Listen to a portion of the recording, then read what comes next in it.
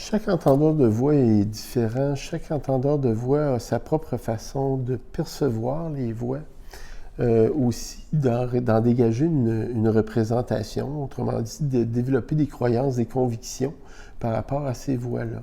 Chacun a son système de croyances et tout ça, mais comme moi, par exemple, j'entends les voix surtout dans les bruits, à travers les bruits, et c'est comme si mon cerveau se traitait les bruits comme un langage humain. Qui est comme décodé par mon appareil psychique.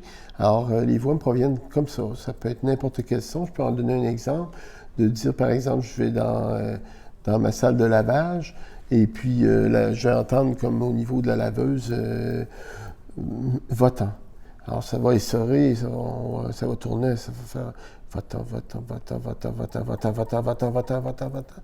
Ou autre chose, ça peut dire n'importe quoi, à peu près n'importe quoi. Mais ça peut être aussi mes voix sacres, ils sont québécoises et tout ça, mais on sont mal engueulés.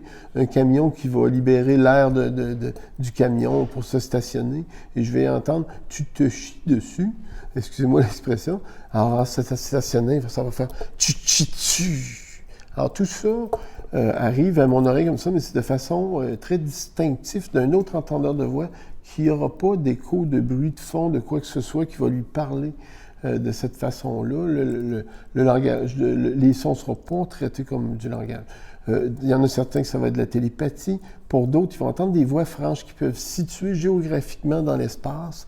Alors, tout un chacun perçoit les voix de cette façon. Il y a aussi ce qu'on appelle des distorsions auditives, distorsions cognitives, qui vont être, par exemple, je vais entendre mon voisin parler de l'autre côté du mur, ou par exemple, si mon mur n'est pas très insonorisé, il discute avec sa femme, il va lui dire Jocelyn a déclenché l'alarme au bureau. Et puis l'entendant va entendre de l'autre côté du mur, un peu sourd, le voisin, j'ai déclenché avec madame bientôt.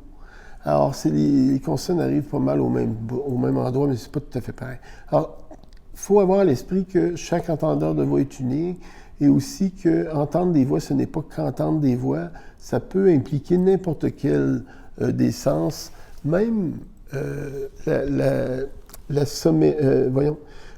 sens de la... je reprends là. Alors, ça peut impliquer tous les sens, ça peut impliquer aussi même la somesthésie, qui sont les capteurs sensoriels à l'intérieur de notre corps.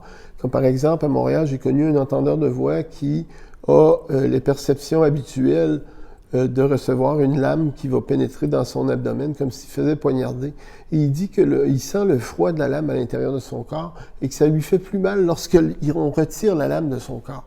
Alors ça, c'est un exemple extrême. Il y a peu d'entendeurs de voix qui vont faire des choses aussi, je dirais, hors de l'ordinaire comme ça, mais heureusement, parce que ça doit être vraiment épouvantable tout ça. Mais alors, c'est ça, je pense, l'important, c'est de comprendre, chaque entendeur de voix est unique et a sa propre façon de percevoir les voix.